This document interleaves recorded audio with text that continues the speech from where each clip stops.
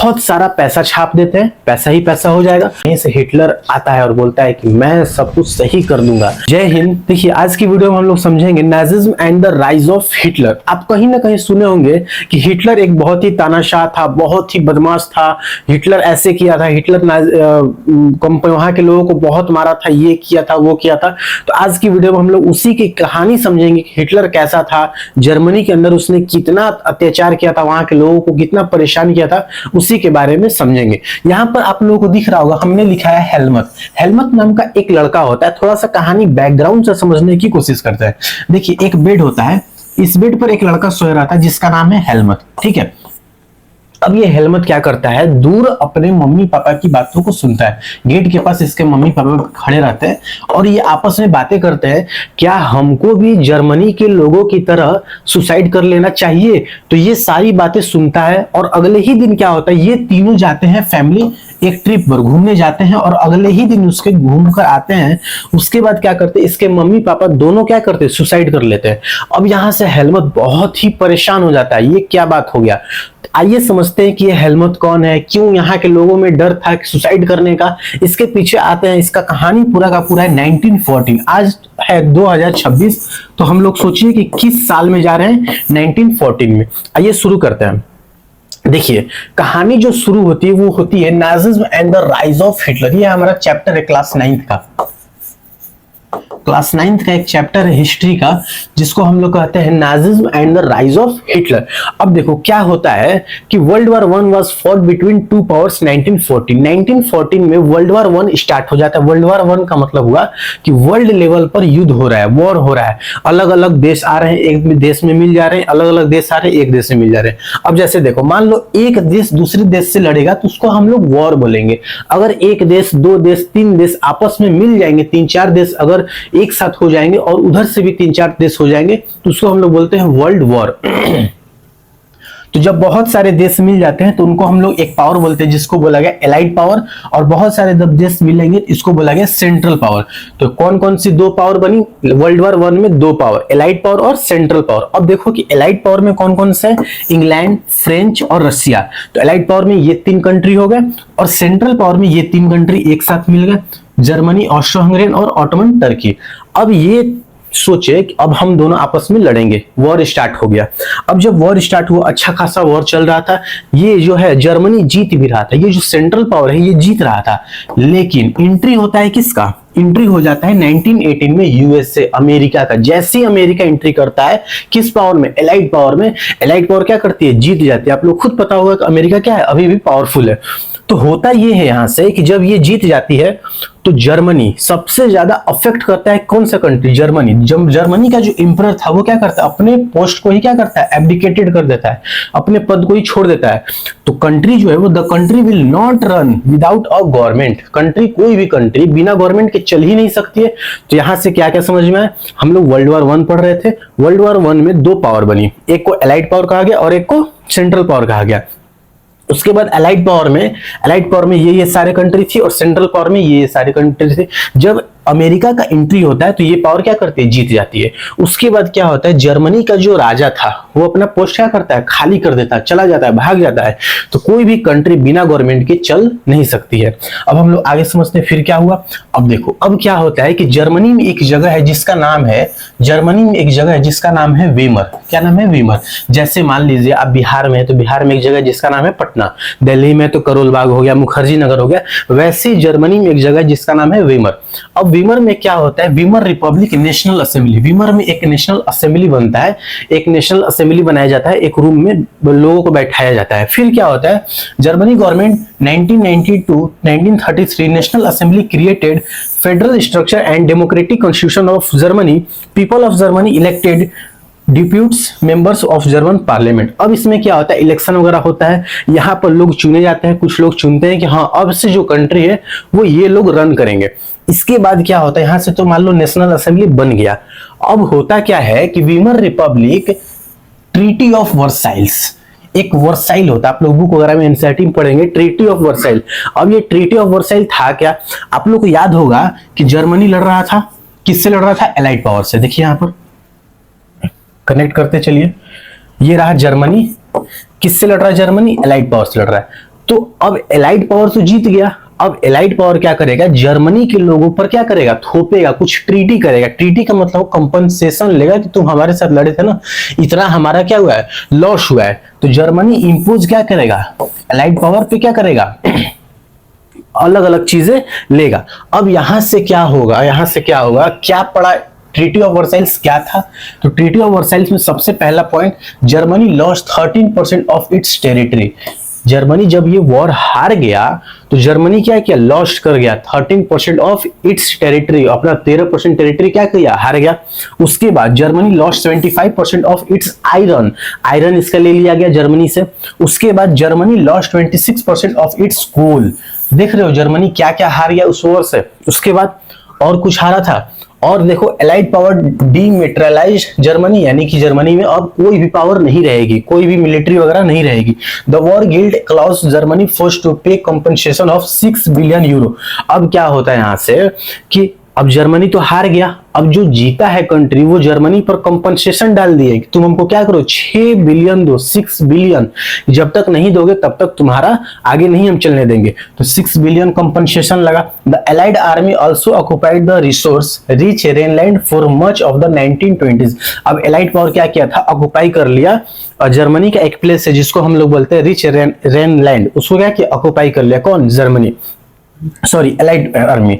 उसके बाद क्या होता है, यहाँ पर लिखा है note, this reasons for not adopted by the people Weimar Republic. और यही रीजन है कि लोगों ने, वहां के जर्मनी के जो लोग थे वो एब्डिकेटेड नहीं कर पाए, वहां की जो रिपब्लिक थी। अब आप सोच रहे होंगे सर वहां पर डेमोक्रेसी आ गया तो अच्छी बात है ना, लेकिन वहां के लोग क्या थे, नाराज थे कि नहीं नहीं ये डेमोक्रेसी है, ये किसी काम का डेमोक्रेसी है। वॉर हारने के बाद एलाइड पावर डीमिलिटराइज हो गया जर्मनी में। उसके बाद यहाँ से 6 बिलियन का कंपनसेशन लग गया, यहाँ से कुछ प्लेसेस हमारे ऑक्युपाई हो गए। उसके बाद लॉस हो गया 13%, 75% ये लॉस हो गया आयरन। उसके बाद जर्मनी लॉस कोल 26% कोल लॉस कर लिया। अब यहाँ पर वहां के लोग बहुत ही ज्यादा गुस्से में थे कि ये तुम कर क्या रहे हो, ऐसे कैसे काम चल सकता है। तो तुम एक तो डेमोक्रेसी लाए, अब लोग सोच रहे डेमोक्रेसी लाए वो ठीक है, तो ये क्या है, treaty of Versailles, treaty of Versailles के जरिए तो आप इतना कुछ हमारा ले लिए, ठीक है। तो वहां के लोग खुश नहीं थे डेमोक्रेसी से। अब देखो नवंबर क्रिमिनल्स एक टर्म आएगा, नवंबर क्रिमिनल्स। ये नवंबर क्रिमिनल्स हैं क्या, तो some people like Weimar Republic because the German politicians who sign the treaty of Versailles in November month of 1918। जो लोग खुश थे, जो लोग उस ट्रीटी पर साइन किए थे कि हाँ हाँ ये ट्रीटी सही है, इसको ले जाओ हटाओ, तो ये उससे कहेंगे नवंबर क्रिमिनल्स। तो जो लोग उस ट्रीटी पर साइन किए तो उन्हें क्या बोलेंगे, नवंबर क्रिमिनल्स। अब आगे देखिए, अब यहां से क्या होता है, अब जर्मनी पूरी तरह से कंगाल हो चुकी है, इतना कुछ दे दी। देखिए ट्रीटी ऑफ वर्साइल्स के जरिए जर्मनी बहुत कुछ दे दिए। ये जब वॉर हारा तो जर्मनी से बहुत कुछ छीन गया, तो जर्मनी के अंदर भूखमरी, लोग ऐसी सड़क पर पड़े हुए हैं। तो यहाँ पर गवर्नमेंट सोचा कि एक काम करते हैं, बहुत सारा पैसा छाप देते हैं, पैसा ही पैसा हो जाएगा। तो अब क्या होता है, 1923 में जर्मनी हाइपर इन्फ्लेशन हो जाता है, यानी कि महंगाई बहुत ज्यादा बढ़ जाती है। Hyper inflation on it's a term to describe rapid, excessive and out of the control general price increase in an economy. अब ये सारी रीजंस होते हैं। तो जर्मनी की जो गवर्नमेंट है वो क्या करती है, बहुत सारा अंधा पैसा छाप देती है और लोगों को बांट देती है कि लो ले जाओ, पैसा खूब ले जाओ। अब क्या होता है कि एक ब्रेड भी खरीदने के लिए, एक ब्रेड भी, अगर छोटा सा ब्रेड भी लेना है तो लोगों को बहुत सारा पैसा लाकर देना पड़ता था। तो Germany take a loan for war enable to repay. अब जर्मनी क्या करती है, जितना भी लोन ली थी वॉर के लिए वो पे नहीं कर पाती है जर्मनी गवर्नमेंट। अब क्या होता है, जब ये पे नहीं कर पाती है तो जर्मनी का एक प्लेस है जिसको हम लोग रोर के नाम से जानते हैं, वो ऑक्युपाइड कर लेता है कौन, फ्रेंच। यानी कि फ्रांस क्या करता है, उसको ऑक्युपाई कर लेता है। जैसे समझो जर्मनी वॉर लड़ रहा था, ठीक है।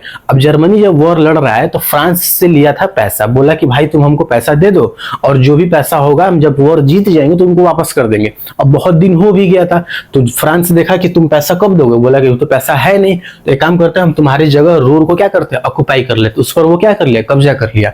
उसके बाद होता है क्या है, जर्मनी पेपर करेंसी रेकलेसली, फिर ये पेपर करेंसी रेकलेसली क्या करती है, बांटने लगती है, खूब करती है। तो this situation is hyper inflation. तो मिलाकर ये बात हुआ कि जर्मनी के अंदर बहुत बड़ा हाइपर इन्फ्लेशन आ गया, भूखमरी आ गया, महंगाई बहुत ज्यादा बढ़ गया, लोगों के पास रोटी खाने के लिए पैसा नहीं, ब्रेड खाने के लिए पैसा नहीं। तो जर्मनी गवर्नमेंट क्या की, बहुत सारा अंधाधुंध पैसा छाप दी। जब बहुत सारा पैसा छाप दी तो उससे क्या हुआ, एक ब्रेड लेने के लिए बहुत सारा पैसा देना पड़ता था। जब ब्रेड लेने के लिए बहुत सारा पैसा देना पड़ा, इसी को बोलते हैं this situation is hyper inflation. ऐसे समझिए कि जैसे मान लीजिए ये पैसा है और ये प्रोडक्ट है कोई, जैसे मान लीजिए ब्रेड है। अब क्या हुआ, पैसा बहुत आ गया, सबके पास पैसा आ गया, लेकिन ब्रेड तो एक ही है ना। तो अब मान लीजिए जिसके जिसके पास पैसा आ जाएगा वो सब लोग जाएंगे कि भाई मुझे ब्रेड दे दो, मुझे ब्रेड दे दो। तो वो देखेगा एक ब्रेड है और लेने वाले कम से कम 10 लोग हैं, सबके पास 1-1 लाख रुपए है। अब वो सोचेगा कि ना 1 लाख रुपए तो ये इसका हुआ ही नहीं, सब लोग 1 लाख दे रहे हैं, तो वो क्या करेगा, 1,20,000 बोलेगा। तो देखा कि 1,20,000 सब दे रहे हैं, फिर वो बोलेगा नहीं 3 लाख होगा, 3 लाख भी सब देने के लिए रेडी हो गए। तो इसका मतलब क्या हुआ, वैल्यू, पैसे का वैल्यू क्या हो रहा है, धीरे धीरे कम हो रहा है, और ये ब्रेड के वैल्यू क्या हो रहा है, बढ़ रहा है। इसी को बोलते हैं हाइपर इन्फ्लेशन। ये रहा। अब आगे समझते हैं क्या हुआ। अब देखो अब क्या होता है कि जो अमेरिका है ना, अमेरिका सब कुछ देख रहा होता है कि जर्मनी के पास इतना कुछ हो गया, जर्मनी एक तो वॉर हार गया मेरे आने से, उसके बाद जर्मनी वॉर हारा, फिर ट्रीटी ऑफ वर्साइल साइन हुआ। ट्रीटी ऑफ वर्साइल जब साइन हुआ तो इसमें जर्मनी ये चीज अपना गवा बैठा, जो जीते हुए देश उसको दे दिया। उसके बाद ये फ्रांस भी उसका जगह ऑक्युपाई कर लिया, पैसा नहीं दिया। तो अब फिर उसके बाद क्या हुआ, उसके बाद क्या हुआ कि ये ज्यादा पैसा छाप दिया, हाइपर इन्फ्लेशन हो गया उसके देश में। अब जर्मनी सोचता है भाई इसका थोड़ा मदद कर ही देते हैं। अब यहां से क्या होता है, अमेरिका एंट्री लेता है फिर से, और क्या करता है, जर्मनी का हेल्प करता है, बोलते हैं चलो भाई तुम्हारा हेल्प हम कर ही देते हैं। ये हेल्प करता है डेविस प्लान, उस हेल्प को क्या बोलते हैं, डेविस प्लान। डेविस प्लान के जरिए लोन देता है जर्मनी को, क्या करता है, लोन देता है। कौन लोन देता है, अमेरिका देता है। और ये जो लोन देता है वो पैसा, बहुत सारा पैसा दे देता है, इतना पैसा देता है कि पूरा जर्मनी का समझो कि आधा से ज्यादा लोग खुश हो जाते हैं। वहां पर हाइपर इन्फ्लेशन कम हो जाता है। अब जब जर्मनी को दे दिया यूएसए, तो यूएसए में भी क्या होगा, 1929 in the USA great economic depression. अब यूएसए के अंदर भी ग्रेट इकोनॉमिक डिप्रेशन आ गया, उसका भी इकोनॉमी क्या हुआ, धीरे धीरे धीरे कोलैप्स कर गया। The great economic depression rise because USA wall street exchange crashed. ये पूरी तरह से क्या किया, क्रैश कर गया ये। उसके बाद ध्यान से समझिएगा, effect of great economic depression on USA. अब जब ग्रेट इकोनॉमिक डिप्रेशन हुआ था तो इस पे क्या यूएसए का इफेक्ट पड़ा, यूएसए पर क्या इफेक्ट पड़ा, सबसे पहला effect between 1929 to 1932 the national income of USA fell by half, आधा हो गया। Factories shut down, export fell, people were badly hit. अब फैक्ट्री वगैरह बंद हो गया इसका अमेरिका में। उसके बाद effect of great economic depression on Germany. अब जर्मनी को तो पैसा मिल रहा था, अब जब यूएसए में ग्रेट इकोनॉमिक डिप्रेशन आ गया तो इस पे जर्मनी का क्या इफेक्ट पड़ेगा, ये देखो। सबसे पहला effect, industrial production reduce to 40%। Industry का जो भी प्रोडक्शन होने लगा था, स्टार्ट हो गया था, अब वो रिड्यूस कर गया कितना परसेंट, 40% रिड्यूस कर गया। Criminal activities started increasing due to unemployment. जब जर्मनी पैसा दे रहा था तो क्या हो रहा था कि जर्मनी में धीरे धीरे सुधार आने लगा था, कंपनी खुलने लगा था, इंडस्ट्री अच्छा चलने लगा था, लोग रोजगार में बच गए थे। अब यहां से क्या हो रहा है, क्रिमिनल एक्टिविटीज शुरू हो गया। अब पैसा देना अमेरिका बंद कर गया, क्योंकि अमेरिका में खुद हाइपर इन्फ्लेशन हो रहा था। तो अब अमेरिका क्या कर रहा है, पैसा देना बंद कर दिया। तो जर्मनी के अंदर क्रिमिनल एक्टिविटीज बढ़ गया। क्रिमिनल एक्टिविटीज का मतलब लोग चोरी चकारी करने लगे, कहीं किसी को मार पीट कर पैसा छीनने लगे। तो ये सारे एक्टिविटीज बढ़ गया। क्यों बढ़ा, क्योंकि लोग अनएम्प्लॉयमेंट हो चुके हैं। उसके बाद क्या हो रहा है, उसके बाद हुआ ये कि the number of unemployed touched and unpredicted 6 million, business had failed, the price farmer crops had fallen. अब मतलब समझो कि हर फील्ड में धीरे धीरे लोग क्या होने लगे, दबने लगे, कम होने लगे। उसके बाद क्या होता है, mothers were unable to feed their children. अब क्या हो रहा है, unable to feed their children, अपने मदर्स जो है वो अपने बच्चों का पेट तक नहीं पाल पा रही है। ये सारे चैलेंजेस फिर से जर्मनी में क्या हो गया, स्टार्ट हो गया। राइज ऑफ हिटलर, यहीं से हिटलर का राइज होता है, यहीं से हिटलर आता है और बोलता है कि मैं सब कुछ सही कर दूंगा। तो आइए एक बार फिर से हम लोग इन सारी बातों को कनेक्ट करने की कोशिश करते हैं कि अभी तक हम लोगों ने क्या पढ़ा। अगर आप एग्जाम के पॉइंट ऑफ व्यू से देख रहे हैं तो आपको थोड़ा सा ध्यान देना पड़ेगा। ये हम लोग Nazism and the rise of Hitler पढ़ रहे थे, इसमें स्टार्टिंग होता है वर्ल्ड वॉर 1 से। वर्ल्ड वॉर 1 स्टार्ट होता है, दो पावर लड़ती है, एक पावर को बोलते हैं एलाइड पावर, दूसरे पावर को बोलते हैं सेंट्रल पावर। जब बहुत सारे कंट्री आते हैं आपस में मिलकर लड़ते हैं तो उसे वर्ल्ड वॉर बोलते हैं। तो एक पावर बनी एलाइड पावर और एक पावर बनी सेंट्रल पावर। एलाइड पावर में ये 3 कंट्री मिलकर लड़ती है और सेंट्रल पावर में ये 3 कंट्री मिलकर लड़ती है।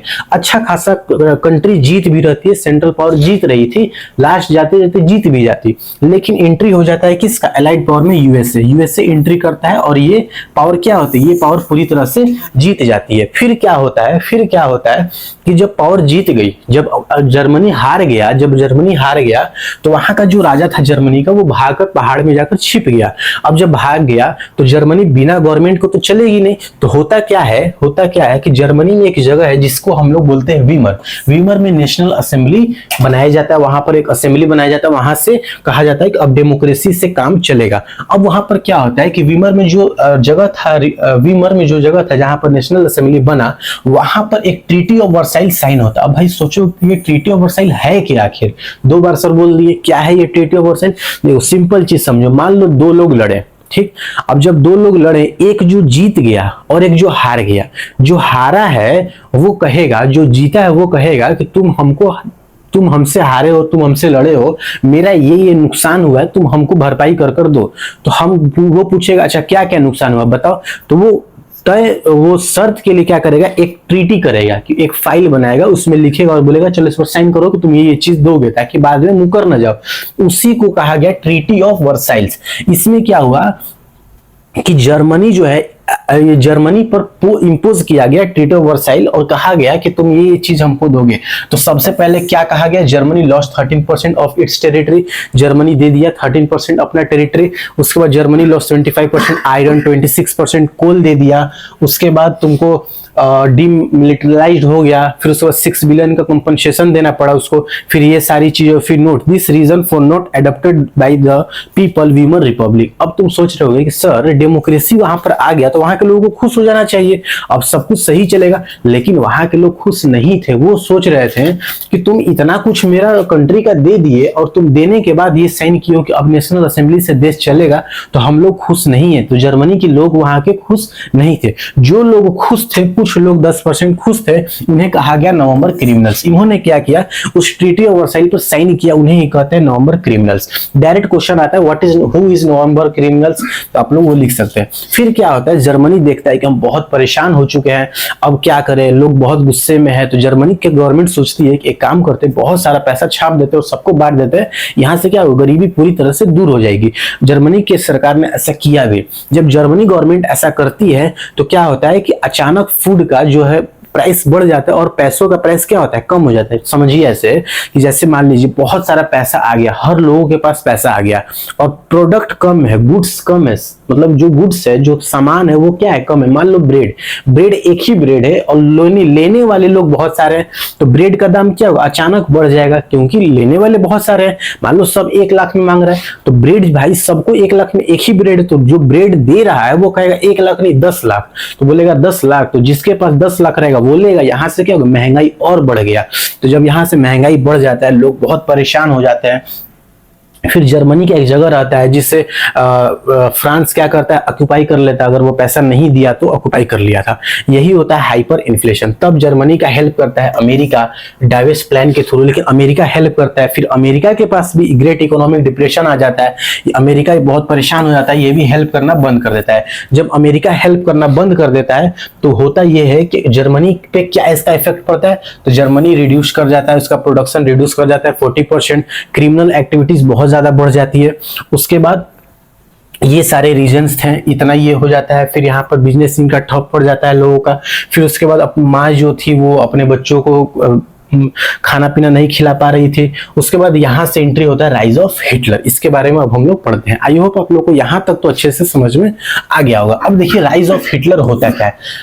अब यहाँ से हिटलर नाम का एक बंदा आता है और कहता है कि मैं सब कुछ सही कर दूंगा। जर्मनी के लोगों से एक पावरफुल स्पीकर होता है, बोलता है कि मैं पूरा जर्मनी को ठीक कर दूंगा। यहाँ से होता क्या है, Hitler was born in Australia in 1889। अब हिटलर के बारे में थोड़ा सा समझ लेते हैं, ये कहाँ पैदा हुआ, कैसे क्या हुआ। तो हिटलर कहाँ जन्म लेता है, हिटलर बॉर्न करता है कहाँ, 1889 में ऑस्ट्रेलिया में। कहाँ, ये ऑप्शन में आप लोगों को आ सकता है। He spend his childhood in a very poor condition, और ये अपना जो इसका जो बचपन है वो बहुत ही पुअर कंडीशन में बीतता है। Hitler join the German army in world war one Australia 1940। ये वर्ल्ड वॉर वन में, याद करिए जब वर्ल्ड वॉर वन और हो रहा था दो पावर के बीच में, तो जर्मनी की तरफ से ये आर्मी के रूप में हिटलर भी लड़ा था। लेकिन जब जर्मनी हार जाता है तो उसको बहुत ही दुख होता है। 1919 Hitler join the political party German workers party. अब हिटलर का सपना रहता है कि हम गवर्नमेंट में आएंगे। इसके लिए क्या करता है, ये 1919 में एक पॉलिटिकल पार्टी थी जर्मनी में जिसका नाम था जर्मन वर्कर्स पार्टी। इसमें वो क्या करता है, पार्टिसिपेट ले लेता है, ज्वाइन कर लेता है। Hitler has become the head, और वहां पर ये क्या करता है, कुछ दिनों के बाद वो पार्टी का हेड बन जाता है। और जब हेड बन जाता है, जर्मन वर्कर्स पार्टी GWP का नाम ये चेंज कर देता है, और चेंज कर क्या नाम रख देता है, national socialist German workers party. इसी को बाद में आगे चलकर हम लोग नाजी पार्टी के नाम से जानेंगे।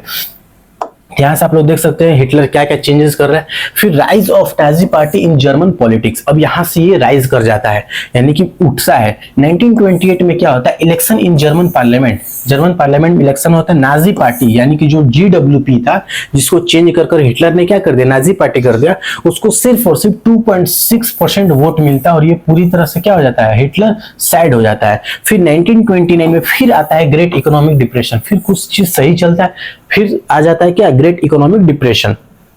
अब क्या होता है, हिटलर सेड, अब लोग बहुत परेशान होते हैं, फिर से ग्रेट इकोनॉमिक डिप्रेशन आ गया, फिर से सारे लोग बेरोजगार हो गए हैं, फिर जर्मनी बहुत ही कम हो गया। तो अब यहाँ से हिटलर बोलता है, वहां के लोगों को जाता है मंच पर और वहां के लोगों को समझाता है, कहता है कि if you support me and vote in the election I will and all your problems. कहता है कि अगर तुम मुझे सपोर्ट करोगे और मुझे इलेक्शन में अगर जिताते हो, जैसे पिछली बार हरा दिए थे, इस बार अगर जिताते हो तो हम तुम्हारे सारे प्रॉब्लम्स को क्या कर देंगे, सॉल्व कर देंगे। अच्छा, हिटलर फिर कहता है कि हिटलर जो था वो पावरफुल स्पीकर था। आप लोग खुद जानते होंगे हिटलर क्या था, बहुत ही पावरफुल स्पीकर था। 1931 में क्या होता है, लोग उसकी बात को मान लेते हैं और नाजी पार्टी वो न इलेक्शन, जर्मन पार्लियामेंट में नाजी पार्टी इलेक्शन क्या करती है, जीत जाती है, और 37% वोट से। और हिटलर जो था वो बहुत ऐसे हंसने लगता है। ठीक है, उसके बाद क्या होता है, ध्यान समझिए। अब क्या होता है, जो हिटलर ने प्रोमिसेस किया था वहां की जनता से, क्या क्या प्रोमिस किया था, promises made by the Nazi party to win the election. अगर नाजी पार्टी जीतती है तो मैं ये सारी चीजें करूंगा। पहला, Hitler promise the people that we would make Germany strong nation. Germany को मैं स्ट्रॉन्ग नेशन बना दूंगा। I will remove the provisions of the treaty of Versailles. Treaty of Versailles में जो जो प्रोविजन था, 6 बिलियन कंपनसेशन, ये ऑक्युपाई कर लिया, आयरन ले लिया, वो सब ले लिया, वो सारे मैं क्या करूंगा, वापस ला दूंगा। Enhance the dignity of each individual of Germany. सारे जर्मनी के पीपल्स का डिग्निटी मैं क्या करूंगा, वापस ला दूंगा। Every citizen of Germany will get employment. I will stop the foreign interference. मैं फॉरेन इंटरफेरेंस को क्या कर दूंगा, स्टॉप कर दूंगा। कोई बाहरी हमारे कंट्री पे दखल नहीं करेगा। अच्छा, कुछ नोट करके देखिए क्या लिखे। January 13, 1933 president Hindenburg had appointed Hitler as a chancellor of Germany. अब क्या होता है यहाँ से कि जो जर्मनी के प्रेसिडेंट थे उन्होंने क्या किया, हिटलर को हेड बना दिया। ऐसे समझो, हेड बना दिया। बोला कि अब जर्मनी पूरा का पूरा आप ही के हाथ में। अब हिटलर सोचता है, भाई अभी तो मैं एक सिर्फ नेता था, लीडर था, अब पूरा का पूरा जर्मनी का मैं चांसलर हो गया, पूरा का पूरा मेरे हाथ में हो गया। 27 फरवरी 1933 fire broke out in the German parliament. अब क्या होता है, जर्मन का जो पार्लियामेंट है उसमें आग लग जाता है। इसी आग लगने के फायदा उठाकर हिटलर क्या करता है, इसी को हम लोग बोलते हैं 28 फरवरी फायर डिक्री। जो आग लगता है उसको हम लोग बोलते हैं फायर डिक्री। हिटलर क्या करता है, इसका फायदा उठाकर क्या करता है, इनडेफिनेटली सस्पेंडेड सिविक राइट्स। अब हिटलर सारे वहां के लोगों का सिविक राइट्स सस्पेंड कर देता है। लाइक क्या मतलब, कौन सा राइट्स, तो freedom to speech, press, assembly suspended कर देता है। 3 March 1933 the enabling act pass करता है और डेमोक्रेसी को हटाकर क्या करता है, डिक्टेटरशिप लाता है। बोलता है कि अब डेमोक्रेसी नहीं रहेगा, अब क्या चलेगा, डिक्टेटरशिप चलेगा। यहीं से हिटलर क्या करता है, अब अपना स्टार्ट करता है game. After becoming a dictator, Hitler bans all the parties except me. Except one Nazi party. अब क्या करता है ये हिटलर, जैसे ही डेमोक्रेसी को हटाकर डिक्टेटरशिप लाता है, वहां की सारी पार्टी, पॉलिटिकल पार्टी को क्या करता है, हटा देता है, बोलता है खत्म करो सारा पार्टी, अब सिर्फ एक ही पार्टी रहेगा, वो रहेगा नाजी पार्टी। ठीक है, वहां के लोग परेशान ही तो थे। Hitler had made many promises to improve German economy, economic responsibility जालमर सचेट। अब क्या करता है हिटलर, सोचता है जर्मनी के बारे में, ऐसा नहीं कि जीतने के बाद सोच ही नहीं रहा जर्मनी के बारे में, सोचता है और बोलता है कि एक जालमर सचेट, ये इकोनॉमिस्ट थे, स्पेशलिस्ट थे इकोनॉमी में, इनको बुलाता है और बोलता है कि जर्मनी का कंडीशन आप सही करिए, बताइए कि ऐसा क्या किया जाए कि जर्मनी का इकोनॉमी बढ़े। तब जालमर सचेट कहते हैं Hitler said go and improve the economic condition of Germany. ये हिटलर बोलते हैं उसे कि जर्मनी का कंडीशन सही करो तुम।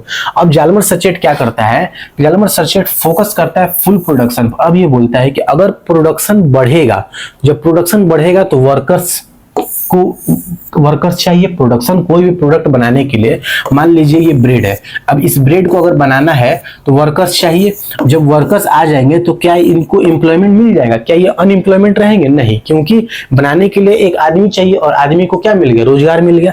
तो यहां से ये होगा फुल एम्प्लॉयमेंट भी होगा। तो एक तीर से दो निशाना किया, फुल प्रोडक्शन भी होगा, फुल एम्प्लॉयमेंट भी होगा। तो यहां से state funded work creation programme, इस प्रोग्राम के लिए स्टेट क्या कर रहा है, यानी कि हिटलर इनको पैसा दे रहा था। Hitler made many changes inside foreign policy. In 1933, Hitler withdrew Germany from League of Nations. In 1936, Hitler reoccupied the Rhineland. In 1938, Hitler integrated Australia and Germany under slogan. कौन सा स्लोगन था, one person one empire and one leader. अब क्या करता है Hitler, जो जो चीज हुआ रहता है सबको आपस में मिला लेता है। उसके बाद ऑस्ट्रेलिया क्या करता है, हिटलर एक स्लोगन अपने में जर्मनी में क्या करता है, मिला लेता है। हिटलर यहां से बहुत ही हिटलर पावरफुल हो जाता है। अब होता क्या है, Hitler choose war as the, यहां पर वॉर कर लीजिएगा, Hitler choose war as the out of the approaching economic crisis. Germany invades Poland on 1 September 1939। अब यहां पर क्या होता है, ध्यान से समझिएगा, ये सारा काम हिटलर करता है, ऑक्युपाई करता है, लोगों को परेशान करता है। तो ये जो जालमर सचेट था ये बोलता है कि देखो तुम गलत कर रहे हो, तुम अपने देश को सुधारने में लगो, देश का इकोनॉमी बढ़ाने में लगो, तुम ये सब ऑक्युपाई वगैरह कर रहे हो, फिर कल वॉर वगैरह होगा, फिर गड़बड़ हो जाएगा। तो ये बोलता है कि नहीं नहीं, जब मेरे पास क्षमता है, मैं कर सकता हूं, तो मैं क्यों अपने देश में इकोनॉमी बढ़ाऊं, मैं किसी और देश को लूट कर वहां का अपना इकोनॉमी ले लूंगा। बोलता है ठीक है करो। यहां से जालमर सचेट चला जाता है। अब क्या होता है कि Germany invades Poland on 1 September 1939। Germany क्या करता है, पोलैंड से वॉर कर लेता है, पोलैंड से बोलता है कि हम तुमको लूटेंगे। पोलैंड का साथ देता है कौन, फ्रेंच और इंग्लैंड, फ्रेंच और इंग्लैंड। तो अब यहां से वॉर स्टार्ट हो जाता है। एक तरफ कौन है, जर्मनी है, और एक तरफ कौन है, ये तीन कंट्री, कौन कौन से, पोलैंड, फ्रेंच और इंग्लैंड। अब यहां से क्या होता है, यहां से क्या होता है, सितंबर 1930 ट्रिपरटाइट पैक्ट साइन होता है। ट्रिपरटाइट पैक्ट क्या था, जर्मनी का साथ देने के लिए आ गया इटली और जापान। तो जर्मनी की तरफ से कौन है, इटली और जापान, और इधर देखो, इधर पोलैंड के साथ कौन है, फ्रेंच और इंग्लैंड। क्या अब समझ में आ रहा है, फिर से यहाँ से सेकेंड वर्ल्ड वॉर शुरू होने वाला है। यानी कि देख रहे हो, 3-4 कंट्री मिल गए, उधर भी 3-4 कंट्री मिल गए, फिर से वॉर का बन रहा है मौसम। अब देखिए ध्यान से, what happened in world war 2। यहां से वर्ल्ड वॉर 2 हो, क्या हुआ था वर्ल्ड वॉर 2 में, एक तरफ जर्मनी जो है ये दोनों तरफ लड़ने के लिए तैयार था। एक तरफ इसने रसिया पर भी अटैक कर दिया, और एक तरफ इसने क्या किया, जब ये रसिया पर अटैक कर रहा था तभी इंग्लैंड इस पर क्या करता है, अटैक कर देता है। जब ऐसा होता है तो समझो अटैक इतना जर्मनी पर होता है कि 8 दिसंबर 1941 को USA entered in world war 2 and after this war is finished. अब क्या होता है, जर्मनी इस पर अटैक करता है, रसिया पर, इंग्लैंड क्या करता है, जर्मनी पर अटैक करता है। ये सब देखकर अमेरिका क्या करता है, फिर से एंट्री मार देता है। लेकिन अमेरिका आने वाला नहीं था, क्योंकि उसके कंट्री में खुद ग्रेट इकोनॉमिक डिप्रेशन चल रहा था, वो ऐसा नहीं करता। लेकिन ऐसा हुआ क्यों, अमेरिका क्यों आया, अमेरिका इसलिए आया था क्योंकि अमेरिका आया था, कुछ रीजंस था। जापान जो था वो क्या किया था, उसके एक जहाज को क्या किया था, उड़ा दिया था, इसलिए अमेरिका गुस्से में आकर अटैक किया था। तो हुआ क्या, world war 2 ended May 1945 with 2 things. World war 2 खत्म हुआ था 2 चीजों के साथ, with the defeat of Germany, Germany हार चुका था, और with atomic bomb blast in Hiroshima, और एटॉमिक बम ब्लास्ट हुआ था कहां पर, हिरोशिमा में। May 1945 Germany surrendered allied power wins, फिर से एलाइड पावर क्या करती है, विन हो जाती है, फिर से एलाइड पावर जीत जाती है और जर्मनी फिर से सरेंडर कर देता है। यहां समझ में आ गया। अब ध्यान समझिएगा, Nuremberg Germany, international military tribunal, allied power, French, UK, USA, Soviet union, finish, Nazi party, ये सब मिलकर नाजी पार्टी को क्या करते हैं, खत्म कर देते हैं और हिटलर को अब सजा देने की सोच रहे थे। अब जर्मनी जो हिटलर के अंडर में था, जितने भी नाजी पार्टी में लोग थे उनको धीरे धीरे सजा देना शुरू किए ये लोग। The crimes of Nazi party, अब यहाँ से हम लोग समझते हैं कि नाजी पार्टी कौन कौन से क्राइम्स किए थे। Crimes against peace, war crime, crime against humanity, ये लोगों को बहुत परेशान किए थे, वॉर लड़ते रहते थे बिना मतलब का। उसके बाद नाजी पार्टी की 6 मिलियन जीविस को इन्होंने मारा था, 2 लाख जिप्सीज को मारा था, 1 लाख पॉलिश सिविलियन को मारा था, 70,000 जर्मन्स को मारा था।